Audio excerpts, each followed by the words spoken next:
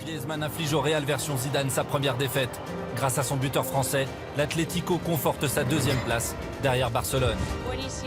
Très bon, pour moi c'est le plus fort. Il a été incroyable sur ce match, le meilleur sur le terrain, même le Real l'a bien vu. Griezmann est phénoménal, c'est un délice de la voir, un délice.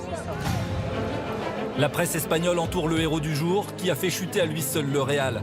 À l'Atlético depuis 1 an et demi, Griezmann a changé de statut. Voilà, je suis content parce que c'était un match important pour nous, un derby qu'il fallait gagner. Et, voilà, mon but a donné la victoire, donc très content. Antoine Griezmann a toujours été le patron de l'Atlético Madrid. De 2016 à 2018, c'était l'un des meilleurs joueurs au monde. Mais quelques rumeurs l'envoyant en Barça ont commencé à salir son image, malgré la très bonne prestation en finale d'Europa League.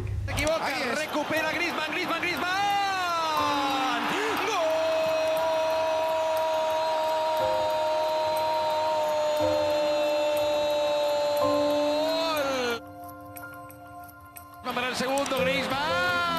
Gol. Atlético de Madrid en el 49. Repite el centro de Diego Costa. De hecho, marcó el segundo gol Clinton Ng en la victoria contra el Salzburgo. El sexto gol de... Se va a quedar. O el Godín con la grada. Después de semanas de dudas. No sé, veremos, estamos hablando con el club y a ver qué se puede hacer. Dos noticias se contradicen hoy sobre el infierno. Los pitos serán cambiados por aplausos y cánticos. Entre Godín y el Cholo consiguen hacer cambiar la opinión del Metropolitano.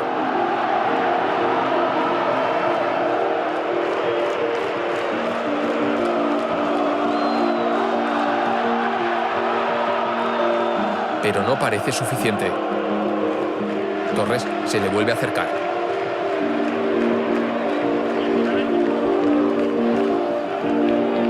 A ti no te vamos a reprochar nada. Aquí te necesitamos de verdad. Frases que causan esta reacción en Griezmann.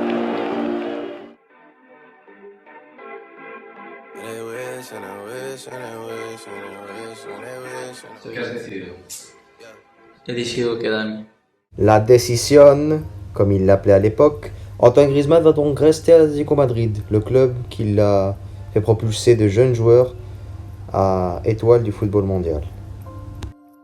Et pendant ce temps, en Russie, il va remporter la Coupe du Monde avec la France, le plus beau trophée de sa carrière.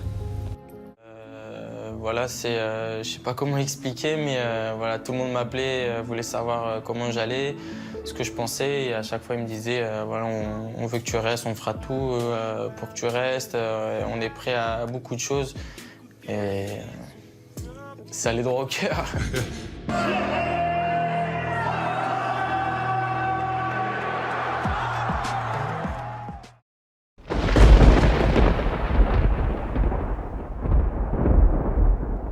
Antoine Griezmann dit adios à l'Atlético de Madrid. Après 5 années passées sous le maillot des Colchoneros, le Français a annoncé quitter le club espagnol cet été. Dans une vidéo publiée ce mardi soir, il explique ce choix qui semblait inévitable. J'ai pris la décision de m'en aller, de voir d'autres choses, d'avoir d'autres défis. Je voudrais vous remercier pour tout l'amour que vous m'avez donné pendant ces 5 années durant lesquelles j'ai gagné mes premiers trophées importants avec le club. C'était des moments incroyables que jamais je n'oublierai.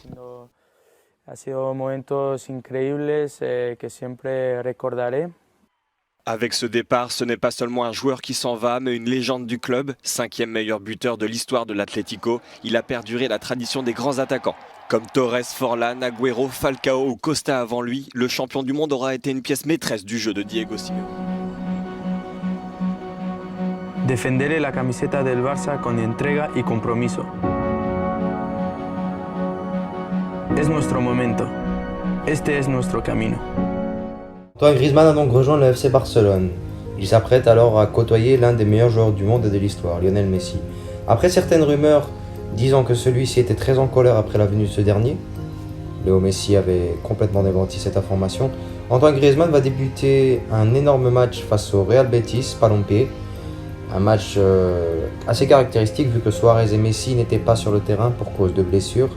Un match où Antoine Griezmann va démontrer tout son talent et sa classe au Camp Nou.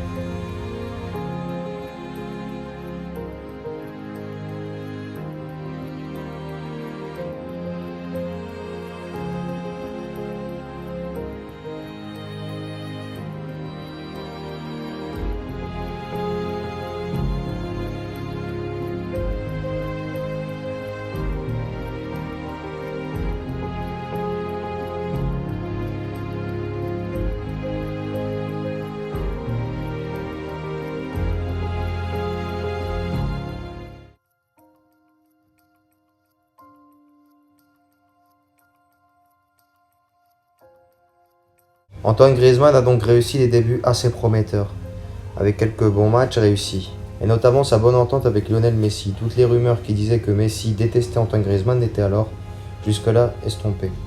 Griezmann, Messi et Suarez formaient un trio et gagnaient quelques matchs importants et commençaient à sortir le Barça de la crise, malgré quelques défaites assez conséquentes. Antoine Griezmann était en train de s'adapter petit à petit, pas à son championnat, non, mais au style de jeu du FC Barcelone.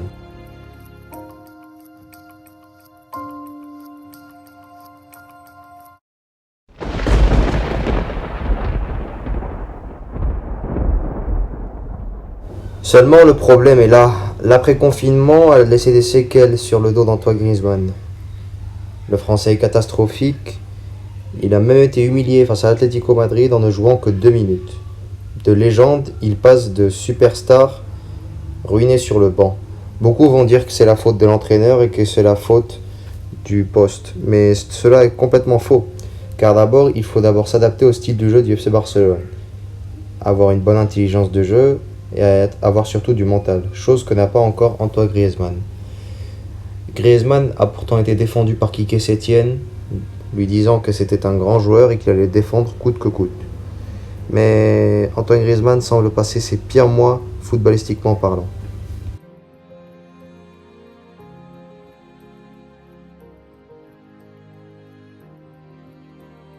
Il est arrivé dans un Barça en ruine, en reconstruction. Après une humiliation subie en Ligue des Champions, les Blaugrana essayent de retrouver leur jeu et leur style du passé. Antoine Griezmann doit s'adapter et dire que Messi et les entraîneurs cités auparavant lui empêchent de montrer toute sa classe est un grand mensonge. Le Français doit encore s'adapter car au FC Barcelone, le jeu n'est pas le même qu'ailleurs. Il y a une discipline à respecter, un jeu strict à respecter. Le jeu de position n'est pas le même que le stylo del Cholo Simeone à l'Atlético de Madrid. Donc Antoine Griezmann doit encore s'adapter à ses lacunes et les gens doivent peut-être arrêter de dire que Messi est le seul coupable dans cette histoire. Peut-être que moralement Griezmann n'est pas encore bien intégré, mais footballistiquement, le Français doit faire un effort. Merci, c'était mon avis, fin de vidéo.